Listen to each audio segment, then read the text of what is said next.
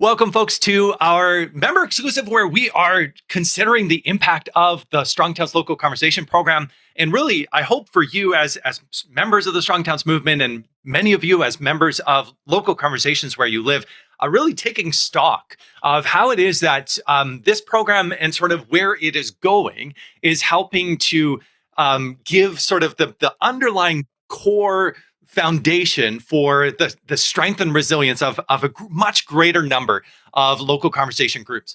We have almost 300 of these local conversation groups, and we hope to be on track for another 300 more, and then 300 after that, because of the way in which we are seeing the development of resources to help our local conversation leaders, the sharing of great insights and information from our local conversation leaders with each other, the informal networking and mentorship that's happening, and so many of these other key elements that are a core part of what we are working at as we look to build up our Strong Towns local conversation program. So today the plan is in the hour, we're going to try to finish by the top of the hour to just welcome everybody, but then give you a quick update on our program. And then my favorite part will be when John Pattison is going to introduce you to 5 different groups and their group leaders from all over the country in the United States. Do we have a Canadian? No, we don't have a Canadian one, but we do have LCs in Canada, as well as other parts of the world. And then take some time for a Q&A with our local leaders. And then we'll talk a little bit about, what are some next steps? What are things that are in your wheelhouse, no matter your current context, that you could take on? In this context, we want to start with a little bit of fun, though. So we're going to do a chat giveaway. So my 3 expectations are: be ready. And I actually say be ready for things to be a little bit arbitrary, because I'm just going to be selecting names out of the chat when you respond. But be ready to just note in the chat the answer to the trivia questions that you're going to have. And as I always explain, I may not pick the person that was actually first. I'll just pick the person that I see first. And so there is always a level of arbitrariness in this world. And so we should be ready for that as well. But be ready with your chat ready if you want to participate. Then expect a challenger. So this is new this time. We're going to have you up against somebody, and then you're going to be able to win a free t-shirt. We've got a bunch of them set. The way that we'll do this is with a fun game, the Robert Moses versus Jane Jacobs game, where the 2 challengers are going to come up on the screen and be spotlighted.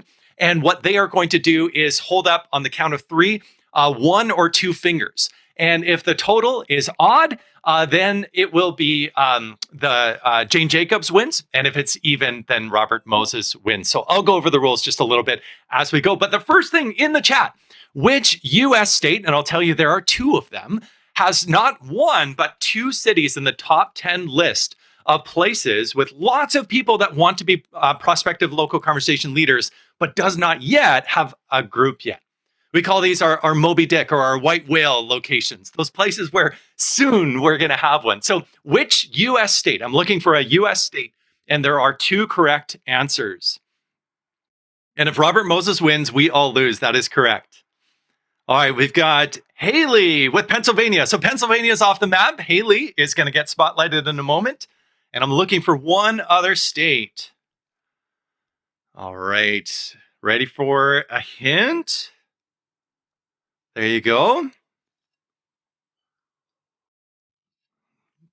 It's not Hawaii or Oregon or Massachusetts or Wyoming. It is Washington. All right, who's the first with Washington? GT, come on up. So we've got GT and Haley. And if Rachel can add them in. Yeah. There we go. GT and Haley is going to be spotlighted. All right. So very quick. GT, you came on first. So you are Robert Moses.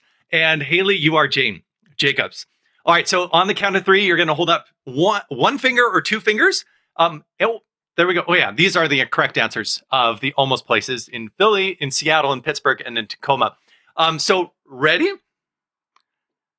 You get to choose 1 finger or 2 fingers. So on the count of 3, 1, 2, 3. Oh, Robert Moses. No. But GT, you've won a free t-shirt. Congratulations. All right. Our next one is which Canadian city in Ontario has 16 prospective leaders, but not yet a local conversation? Not Toronto. No, we have a Strong Towns Toronto. It's not London, not fake London either. Let's see. Vancouver, not Vancouver. No, we have Van Pop in Vancouver, not Montreal, not Windsor, not Niagara Falls. If anyone knows if anyone's Canadian, the Tie Cats. There we go. All right, Chad, come on up, and Elliot. So Chad and Elliot Klomoski, come on up. You guys are going to compete with each other. And so you can see all of these places are places where we don't yet have local conversations, but we're so close. And the count is actually the number of people that have already registered as prospective LC leaders in these spaces. And so Chad and Elliot, we're doing the same rules. You've got to show one finger or two finger. Chad, you were up first, so you're going to be Robert Moses, and Elliot, you are going to be Jane Jacobs. Ready? On the count of three. 1, 2, 3. All right, Jane Jacobs wins. All right, so it's 1-1. Elliot, you're going to get a message to get a T-shirt. But now let's go on to our next round. So this is our list of all of the different places that we are waiting for. There's already a critical mass of people to be able to come together. And if you live in any of these places, definitely get together with other people. We'll help you with that process. This is a core work that we try to do to match people together. Now your question. This is a hard one. 4 might be really high, but let's do it. Name 4 of the 8 LCs with pop in their group name. Does anybody have ideas of our local conversation groups that have pop in their group name? And pop standing for people-oriented places. So the 3 that we have are Bo Pop, K Pop, which is my favorite in Kearney, Nebraska, Del Pop, Lee Pop, O Pop, Van Pop, Ver Pop. I think it's Ver Pop. They're Vermonters for people-oriented places, and then Balt Pop as well, and OC Pop, which or OC4 Pop, which I didn't recognize. So same rules apply. And Haley, this time you are Robert Moses, and Paul, you are Jane Jacobs. So on the count of 3, 1, 2, 3. Okay, so we have another Jane Jacobs success. Urbanism wins. So Paul, you're going to get a T-shirt. Sorry, Haley. But we'll get you sorted out with that. All right. So with that, that is one of the ways that we wanted to just have a little bit of fun. Also introduce the idea that our local conversations are everywhere. They are committed to being places that are for people. And this is a core element of what we're going to do. Now we're going to move into Rachel Quednow providing an update on the Local Conversations program, followed by afterwards, John Pattison, who will just take over right away from Rachel, doing the spotlight of our 5 of our current local conversations. So go ahead, Rachel. All right. So we are having this conversation today about local conversations and the impact that they're having on the movement. And what is a local conversation? Probably most of you know what we're talking about here, but we say at Strong Towns that local conversations are how this movement really comes to life. They turn Strong Towns principles into real world change, drive local policy reform, advance place-based projects, shared identity rooted in place, amplify the movement's reach, all this good stuff. Really, a local conversation is just a couple people, hopefully many, many more, gathering together in their community to talk about Strong Towns. That's why we call it conversations. Maybe one day we will end up changing the name because we know so many of these groups are moving far beyond conversation and taking action. You're going to hear a lot more about that in a second. But really, it all does start with conversation. It starts with saying, why are the streets not safe in my community? Why can't I afford a home in my community? And all the things that brought you all here to Strong Towns. And it starts with people saying, okay, I need to get together beyond myself. I need to find my neighbors who care about this too. And start talking Strong Towns, start taking action on these issues. We have nearly 300 of these groups. This is a map of all the groups in the North America area, but we recently added a group in Uganda as well. Shout out to them if they're present. And we have many more groups that are in the works all around the world. If you had looked at this map 6 months ago, a year ago, it would have looked much smaller. So we are adding a ton of new groups every month. This is a couple quick stats. Since in the last 18 months or so, we have added 112 new groups and over 1,000 active leaders in this program. So if you do the math on that, we've got at least 3 or so leaders per group. And that's something we really encourage, sharing the load, working together, and for groups, in fact, to advance through our local conversations process, they actually need to have multiple leaders because we know how important that is. And a couple other stats to give you an even bigger sense of this. We have so many people, as Norm was just talking about, who have said, "Hey, I want to start a group." And they're in that process. They're starting to have conversations with us. They're starting to take a course to get oriented to starting a group, but they just haven't fully like initiated and had their first meeting yet. So there's so many groups in the works, and we are doing a ton at Strong Towns on our team to help support all of these groups, whatever phase they're in.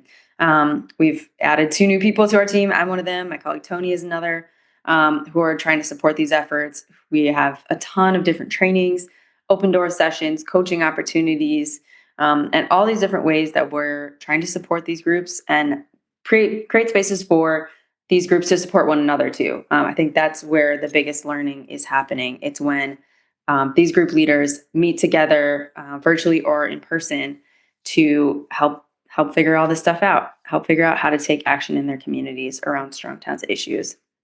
These are just a few great photos from all different sorts of local conversation meetups. Most recently, in the bottom right corner, that's from a meetup in Southern California where several local conversations all got together in the Southern California region. So this movement is really growing. And sometimes it's just a few people meeting at a coffee shop. Sometimes it's a huge event where we've got like a speaker coming into town. So all sorts of different things. And of course, local conversations are taking action. We say that local conversations are a force multiplier for action. When we were talking about this event, I think it was John who said they are the secret sauce that makes Strong Towns actions happen in your community. And they're doing so many huge things. Small things too, everything from building bus stop benches, that's been a recurring project for many of our local conversation groups, to changing local zoning codes, to helping support someone running for office or literally running for office themselves. I know we have many groups that have helped their members run and win in local office. So very exciting. I'm going to stop talking now and let's hand it over to John, who's going to host a conversation. We're going to hear from 5 different leaders in our local conversation program all over the country. Absolutely. Yeah. Thank you, Rachel. And thank you, Norm. Thanks, everyone, for being here. As somebody who I work every day very closely with all of our local conversations and our local conversation leaders, and I regularly get to share stories of what local conversations are doing with the Strong Towns team and get to celebrate them with the team. But I always love the opportunity to celebrate local conversations and the great work that they're doing with the broader movement. And I like that specifically that we get to share with members at this point because there is such a deep connection between Strong Towns membership and the Strong Towns local conversation program. And so I get a chance to talk with 5 leaders from our amazing local conversations. Uh, all of these groups have multiple leaders. So I'm talking with one person that represents a whole leadership team that represents a whole local conversation. And in some ways, these 5 groups represent the whole local conversations program. And so this really is just a snapshot of the wonderful things that are happening. So I'll start with Kay from Strong SacTown. Kay, thank you so much for being here. Thank you so much for having me. I appreciate it. Yeah, absolutely. So with Strong SacTown, there's so much that we could talk about, but because we only have 5 minutes per person per conversation, I have to really limit it.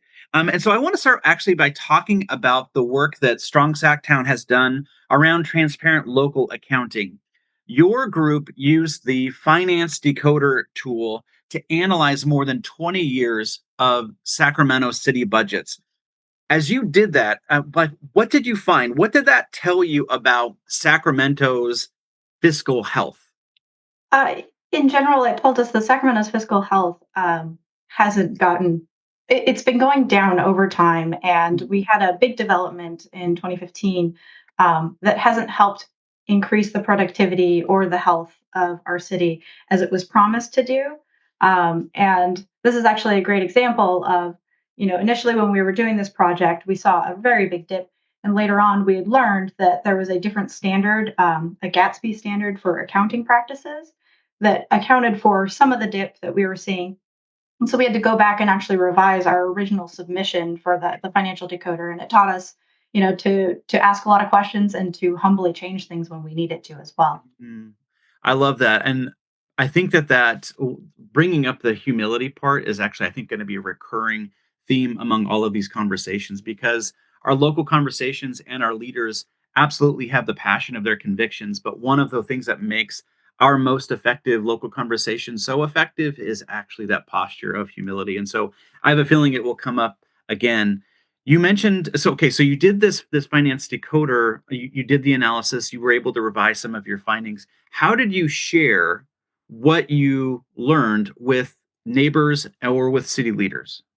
So we've shared it on our blog and then more famously our Instagram. And so it was also posted to the Sacramento subreddit, which was how we found that person who explained that change in accounting, which was great because now they're helping us with these kind of questions. Um, but we then shared that to the city council members, and that kind of opened up their eyes because you only see the finances year to year, and you don't really see the bigger picture. And so it's shifted the conversation considerably. Yeah, that's great. Sacramento was a very strong contestant in this last year's Strongest Town contest.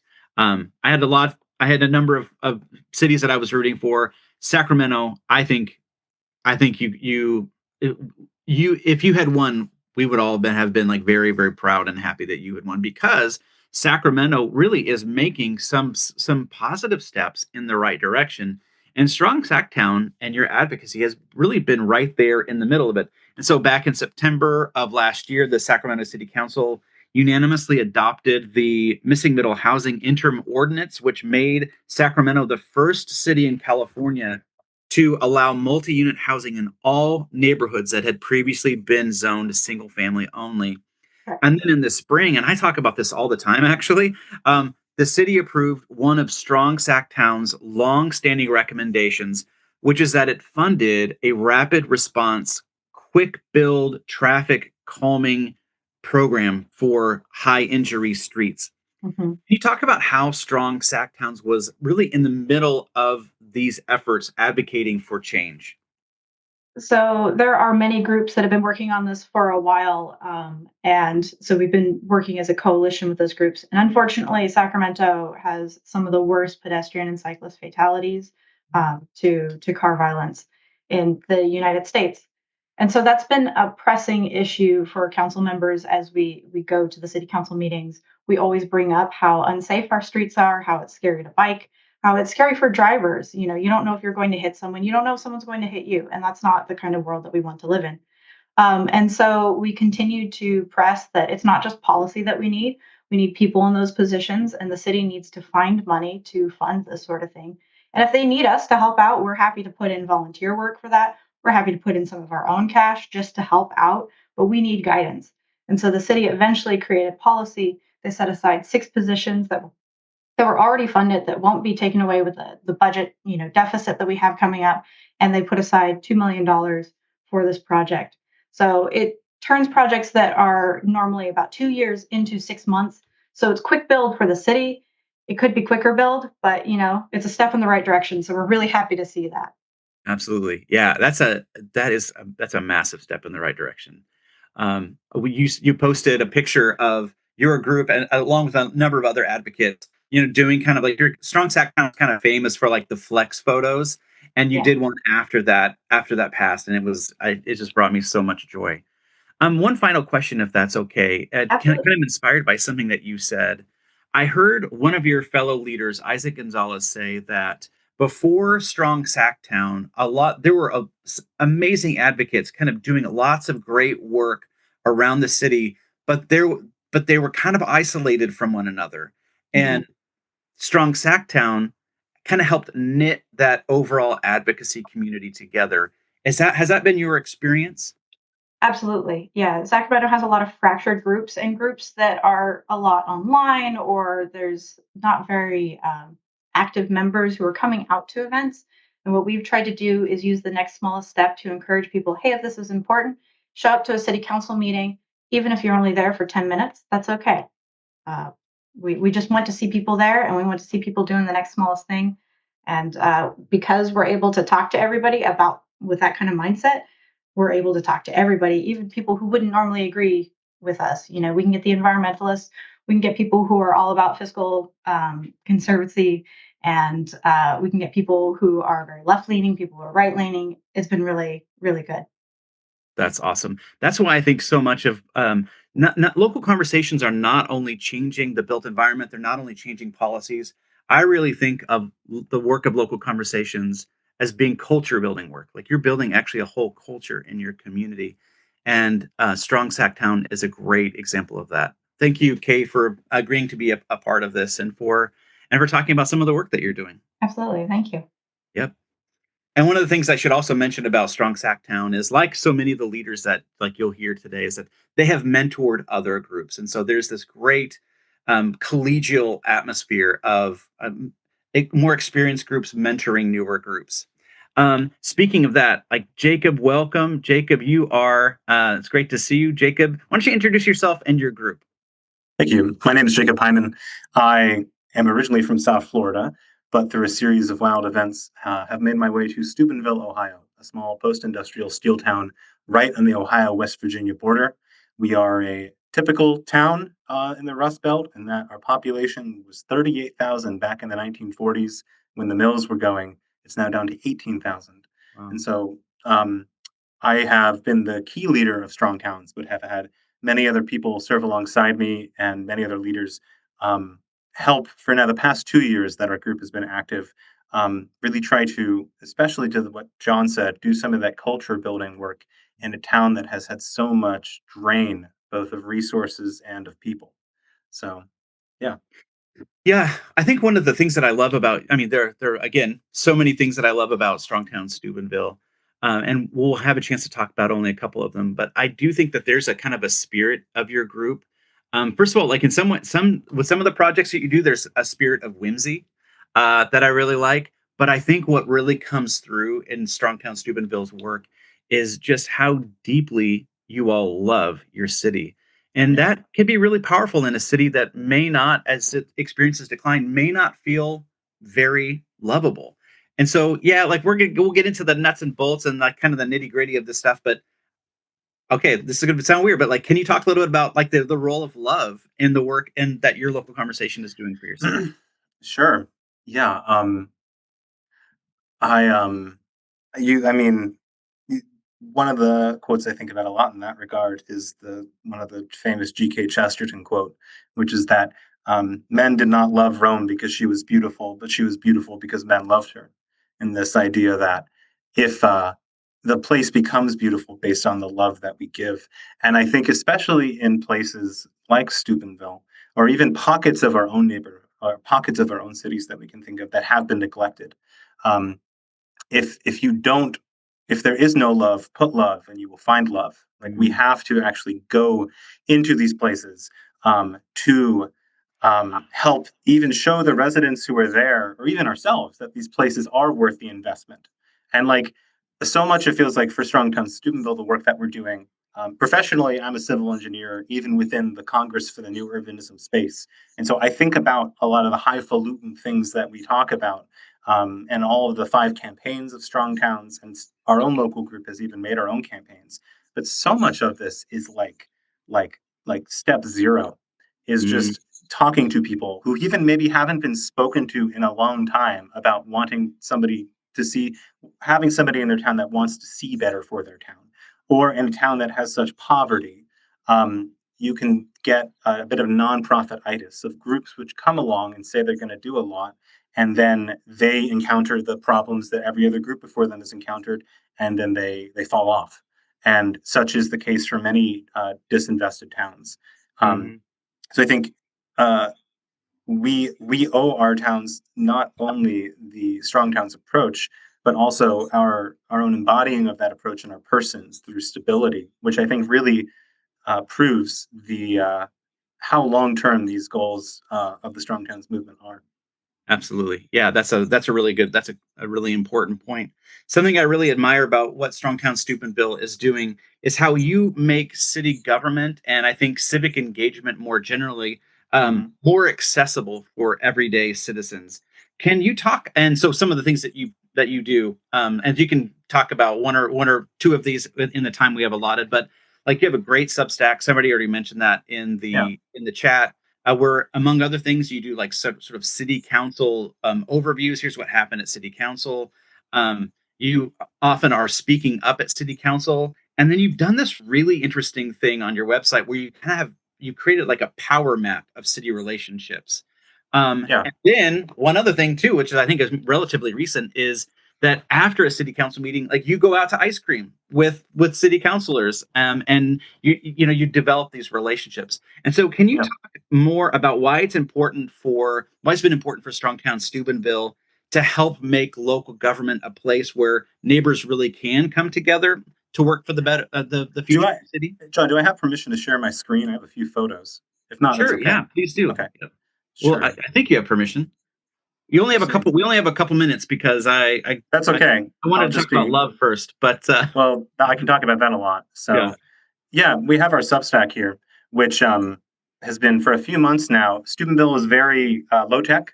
We don't live stream our city council minutes, and the reporting that the mainstream news doesn't get into the heart of how do we understand what's going on in our council chambers to actually affect the change we want to see. So we have a group of citizens reporters that rotate, and these are just showing some of the numbers that we've been able to get most recently from some of our most recent posts. Of we get 400 to 500 on views on a lot of the different things we put out, of making, somebody said it, you make city council reporting or proceedings look like a sports play-by-play, and it's like you put the energy into it. And we've even used Substack as our own newsletter, where that big spike you see is where we imported all of our old newsletter lists that were on different email groups. So people find out about us through the Substack and through posting on our Facebook, where over 2 years we've built up this social media presence. Because in Steubenville, so many people live online even more than they live in town. This is just an example of all of the groups of a town of 18,000 people, all the different groups that people post about Steubenville stuff on. So we share all of the Substack posts on there. And like you said, we've started to get ice cream after every city council. This was the first time we did this 3 or 4 weeks ago. And then the gentleman in the suit is our city manager, who came and got ice cream with us immediately after council. And then this was just last week, where the gentleman who is behind me in the black shirt with a baseball cap is one of our county commissioners. And so we are just creating this space where I like to say in Steubenville, there's been a lot of talking, but not a lot of listening. And I think we could say that about a lot of our towns. And so public forum, where so many people have been accustomed to speak, is one of the smallest places that you can actually reach people. And we find that people's better angels come out when they're eating ice cream. And so that was a run through some of these pictures, but this just gives you an example of when you can't act on a lot of the Strong Towns principles, it might be because your own leaders or their constituents aren't actually talking to one another. And so even before enacting these great things, you need to make sure that you have, hence the local conversation of people actually talking and listening to one another about these ideas. And so Steubenville is, I'm grateful to say we've made a big progress in getting people to talk, and we're going to continue to do it. So thank you. That's awesome. Thank you so much, Jacob. And Norm or Rachel, if one of you don't mind, if you don't mind putting in the Strongtown Steubenville website, because I do want people to just go and look and see what they've done with sort of this power mapping program. And I'm going to work with Jacob to get something scheduled for him to train, just kind of show other local conversation leaders how they have done that. And with that, we'll kind of move on to Alex in Chicago. Thank you, Jacob. Hey, Alex, thank you so much for being here. Yeah, of course. You can hear me fine? Yep, totally. Perfect. Yeah. Alex, when you're one of the leaders of Strongtown Chicago, when we met at the national gathering, you handed me a report that had it was a professionally laid out, and it had a nice cover. And it was a report that Strongtown Chicago had created on how a key fixture of Chicago housing, the 2 to 4 flats, are now effectively illegal. And later we published an article by you about that research. And this is how you ended that article. You said Chicago's current zoning map treats 2 to 4 flats as a historical mistake to contain and phase out in favor of single family homes, even as the city faces $1 billion budget shortfall and eroding tax base, while doubling down on highly subsidized mega projects that take decades to break ground. And then you say, despite this handicap, existing 2 to 4 flats hang on and continue to make up the bulk of Chicago's unsubsidized affordable housing. You ended by saying it is time to re-legalize 2 to 4 flats citywide and bring back the kind of fiscally responsible incremental development that made Chicago a strong town. That is a powerful ending. Rightly so, it was in bold. And when we published the article, but housing is such a big and complex issue. Like, what was it? How can a local strong towns group like Strong Chicago tackle something that large and complex and hope to make meaningful change? Yeah, absolutely. I had put together a couple images to try to help that answer that question in three quick pieces. So I Mhm. can share my screen if that helps. But the first part really, I think, was to find your why. And that's what I tried to articulate. And let me know if you can see this. Yep, we're good. Perfect.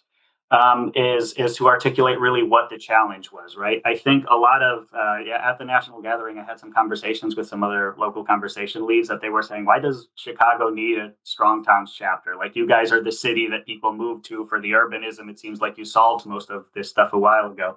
And the truth is, like a lot of other major cities, Chicago did a lot of stuff right, and then a lot of policy went in to try to undo a lot of what was working.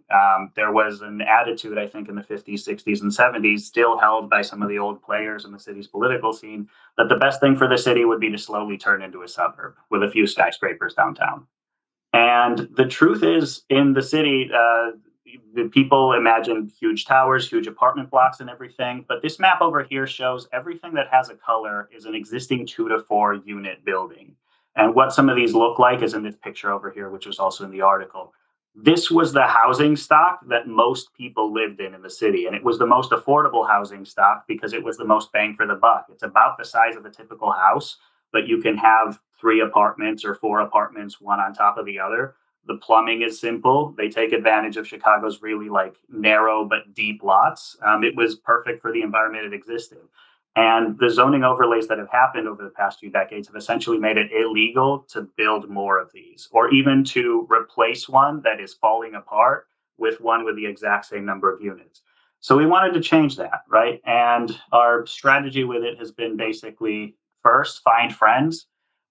We have a lot of folks who care about this stuff, but there are a lot of other people with larger audiences than we have. Stuart Hicks, who is a YouTuber that some folks might be familiar with, he does architecture videos. He's a professor based in Chicago, talks about a lot of topics. And he had come to some of our Strong Towns events before and actually been on our local podcast before.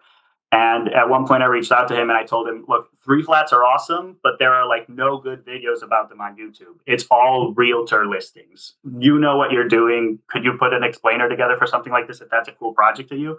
And to my surprise, he immediately said yes, and he had it out by a month. So that got us a lot more reach to point people to what we were pushing towards than if we had just been pushing it ourselves. We worked with some other local orgs to have a small developer panel of the people who are trying to build these things in the few places where they're legal today and talk about the obstacles they have, right? Not hypothetically as policy wants, but as people actually trying to pull permits to build these things. And then we had a housing-a-thon actually just a couple of weeks ago. We got a bunch of advocates, a bunch of planning and urban design students from local DePaul University who partnered with us and let us use their space for free. And we got them to talk about different housing reforms, including re-legalizing 2 to 4 unit apartment buildings. So the benefit of being in a larger city like Chicago, and for some of the other local conversations starting up in cities that already have a scene and have a lot of people around, potentially Seattle, in Philadelphia and so on. My suggestion would be find the other people who care about this stuff and have been pushing for it for a while and ask how you can help. You're much more likely to get momentum than if you try to stick it out on your own. And then the last one is to pursue other wins, right?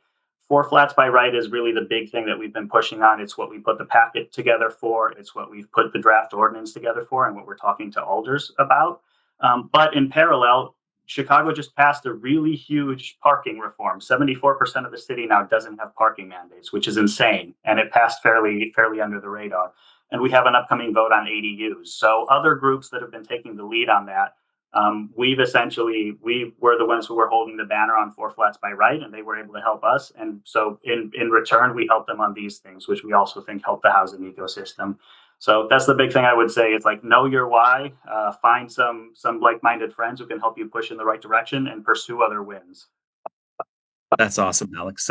That is fantastic. Such high value. I mean, in just a few minutes, that's so much value. I really appreciate that.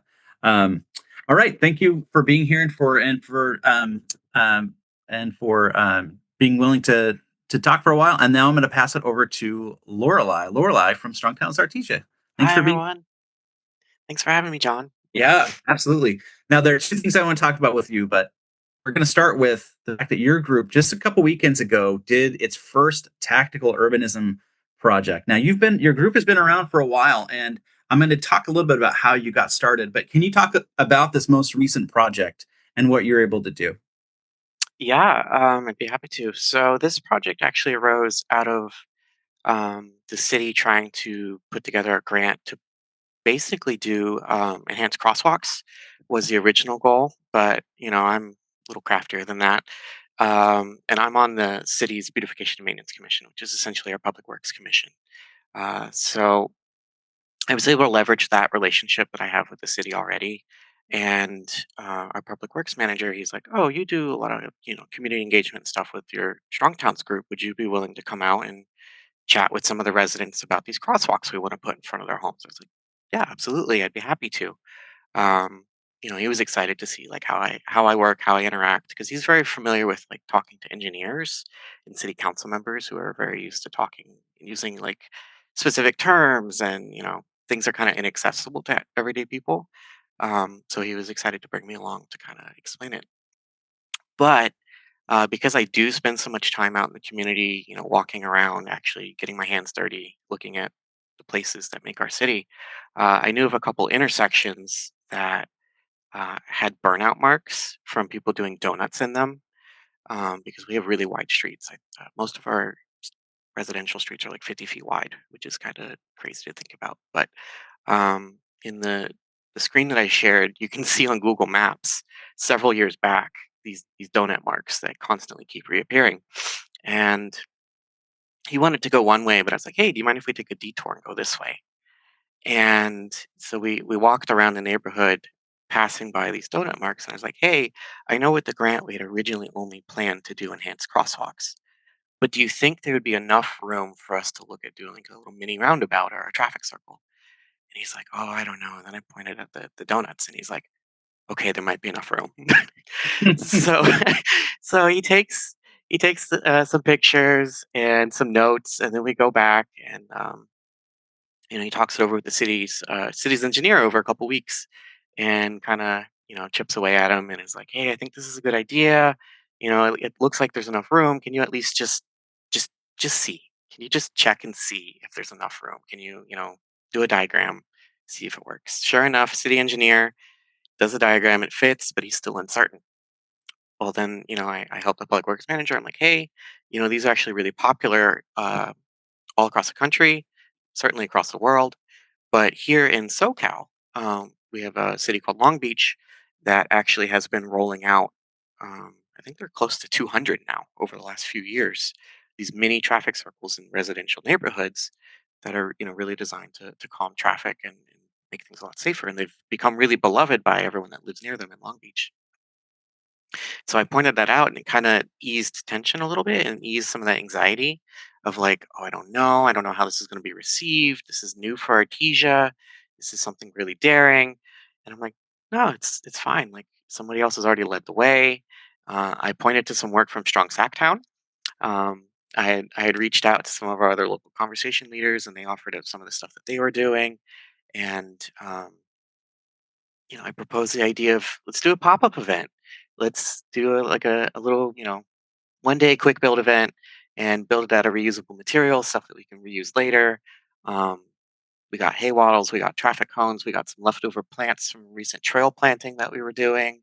Um, Public Parks and Rec, they gave us some chalk that they had on hand, and we did some doodles in the middle. Um, and they printed out some cheap signs on like cardboard, and we put together that like the materials aspect very cheaply, especially when you think about like city budgets. Like it was almost a rounding error. Hmm. um, But another cool thing is there's a group called Southern California Association of Governments here in SoCal that is very big on this kind of event and is trying to bring more of these into SoCal. And the city was actually able to get a grant to cover staff time to facilitate this event because they were working with a community-based organization, CBO, um, Strong Towns Artesia. So because they were working with us in the community, they were able to get a grant to make it to where we could do this temporary event. And then we were able to interact and show city council members, other city officials, how we talk to residents and do data collection and education and advocacy. And the event went really well. And it's been a huge turning point for our city, I think. That's that's great. Like it was the first time your city had done a project like this, in Yeah. a lot of ways. And I would encourage folks, if you have a chance, like we've written a couple of articles and done a couple podcasts about Strong Towns Artesia, where we've interviewed Lorelei and talked about the journey that Strong Towns Artesia has been on. And one of the things that I think is such a powerful lesson is that like your group, Lorelei, and I wish we had time to get into it, but we don't. But like this is why I wanted people to go and check those articles and podcasts out. Your group has really done that long, humble work of building up relationships with people in the city. You like are out there all the time doing street cleanups. This very humble work, and that has really helped develop a reputation for your group, and build trust. And I think this is in part like the fruit of all of that work that you've been doing to sort of cultivate the soil. So thank you for sharing about this newest win. Appreciate that. Yeah, of course. Thank you. All right, and now the last leader that we're going to be talking to is Ruben Garza from Strong Towns Houston. Ruben, thank you so much for being here. Thank you guys, and I know I definitely want to give a big shout out to all the other Strong Towns local leads and conversations that gave presentations and talked about the great work they're doing, as well as those who are in here just wanting to learn more. Once again, Norm or Rachel, if one of you would put the Strong Towns Houston website in here in the chat, I think it would be great. Matthew, Ruben's co-lead, and Ruben himself have written two great articles recently on traffic in Houston as well as on parking, and I really want to recommend those to you. Ruben, parking is kind of a wonky topic. So how do you explain to neighbors why it matters, and how do you demonstrate that it matters? Without getting too much into the weeds, I mean, parking's at the heart of everything, particularly when you realize just how much space it takes up and then just the cost behind it. I mean, we start with the space. That's definitely one place to start. Like, one of my favorite stories is I was just driving around in a neighborhood in East Houston and I saw a request for variance that was posted up for a developer, and it had their and per city rules, yet the developer or the architect's contact info is in the notice of variance. So out of the blue, I gave them a call, kind of gave the spiel about strong towns and parking, and what he said was probably is going to stick in my head like the most. He was like, we're just trying to build just like a small 2-story taco stand restaurant with like an office on the second floor. If I have to comply with the parking mandate in Houston, I have to build. My property has to be the size of a Chili's with the parking lot, and that's going to require me to clear out a lot of my neighbors, and I don't want that. I want something small, local, and just for the community. And I think that really stuck because it talks about the space, and then he mentioned the construction costs and having to basically comply with the parking mandates, and then also the emotional and the communitarian aspect of it. Yeah. Yeah, that is very, very powerful. And in the article that I mentioned from your site, it talks about the high cost of this unproductive land, like all of this unproductive land and land use in Houston at a time where Houston is obviously like experiencing a lot of like very severe budget troubles. I know Strong Towns Houston is going to be participating in Parking Day this year. Can you talk a little bit about Parking Day? And if you know yet what Strong Towns Houston is going to do, can you talk a little bit about your project? Sure. So, for those that don't know or haven't participated, Parking Day is, it's like the third Friday of September every year, where a lot of local groups get together and essentially reclaim a street, typically street space, could be a private lot. But you essentially reclaim it and kind of show the community that this space, which is predominantly used for stalled parked cars, can be taken back and given back to the community. And we invite a lot of people to kind of come in, set up a shop, or put some sort of like advocacy papers or anything that they'd want, or even just like have chalk or play cornhole, or just be a part of your community, when otherwise this would just be 2 tons of steel just kind of sitting in the hot summer sun. Well, September. Yeah, it's pretty hot in Late, Houston in late September. summer, yeah. Yeah, late summer. It's still pretty toasty. Yeah. And as far as what we're doing, we did hit a little bit of a snag, but we are partnering with some of our local organizations here in Houston, which I definitely want to give a shout out to. If you're ever in Houston and you hear of, we have a bunch of local groups. I mean, I think most famously we have Stop I-45, huge advocacy work on their fight against highway expansion in Houston. Definitely shout out to them, and another organization called Friends of Columbia Tap. They're fantastic. But no, we've been partnering with local organizations here in Houston to kind of pick a spot that really stands out as where can we add the most value to our community by taking it back for people. And the big one of the takeaways from this is that when you take the spot, it's only a temporary installation. So you go in there and you just kind of give the public and public officials just a taste of what life is like when you don't dedicate so much space to cars. Yeah, that's awesome. We're really looking forward to. I mean, there are dozens of local conversations that are going to be doing Parking Day projects this year, and I expect that we'll see a lot of great images and videos coming our way. We'll be sharing. Um, I know that we want to do kind of a larger project that around Parking Day that I probably shouldn't have mentioned here, but I know anyway. I think the video team wants to do something about it, so there you go. You heard it here first. But at any rate, like, thank you, Ruben, for your leadership of not only Strong Towns Houston, but your leadership in Houston, and especially around this issue of parking.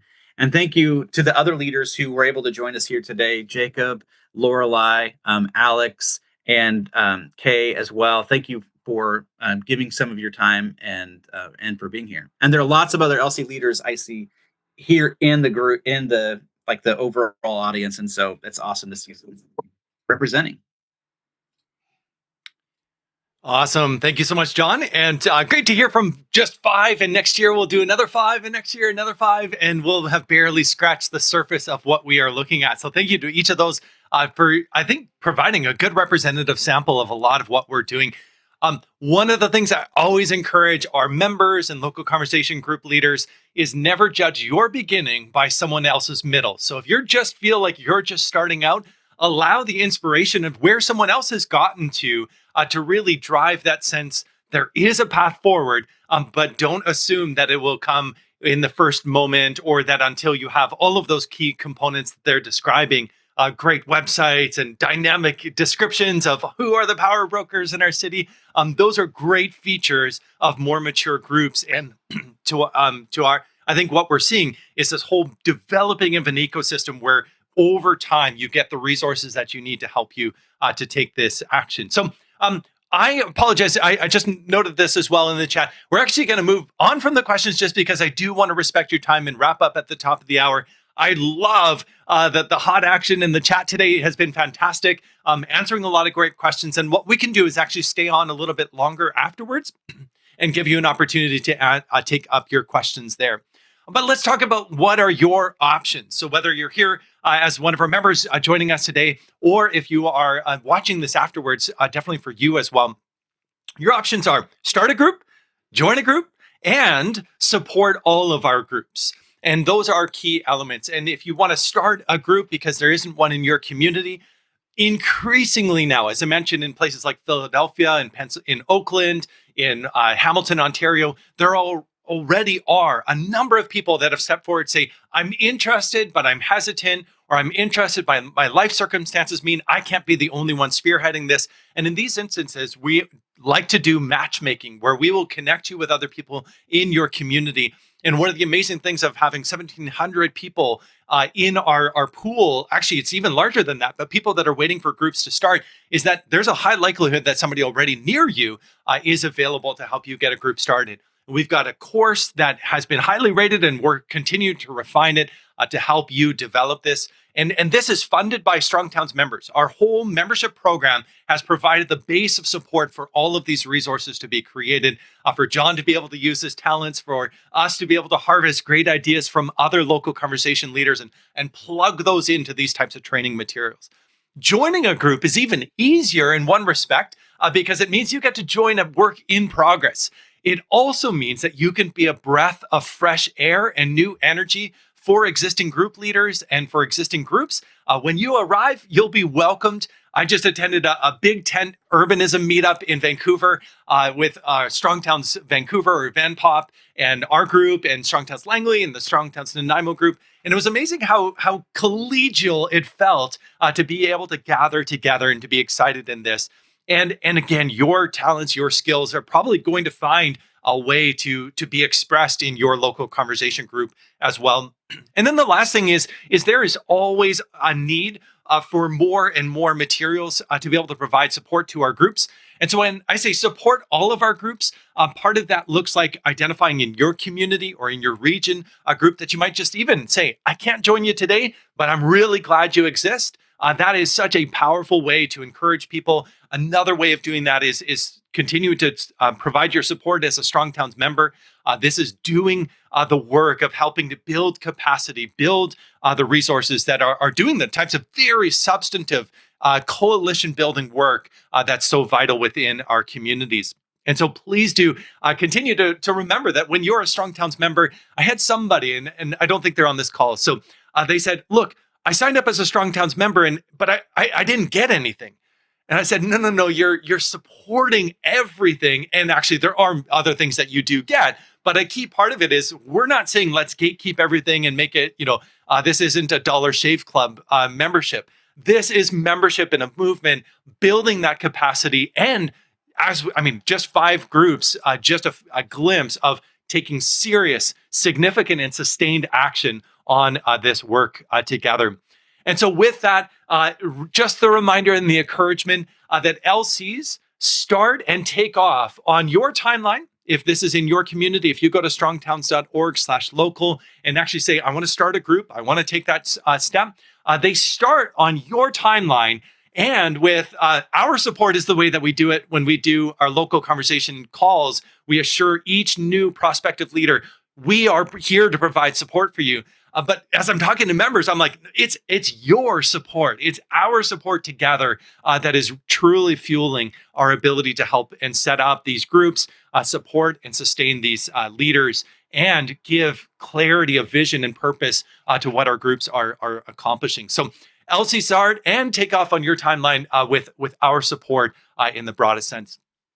The last thing before we come to the top of the hour, I've got 2 minutes, is to thank you again for being here and to tease that we have our Marion, Ohio Strongest Town Contest winner video coming out. This is not a puff piece.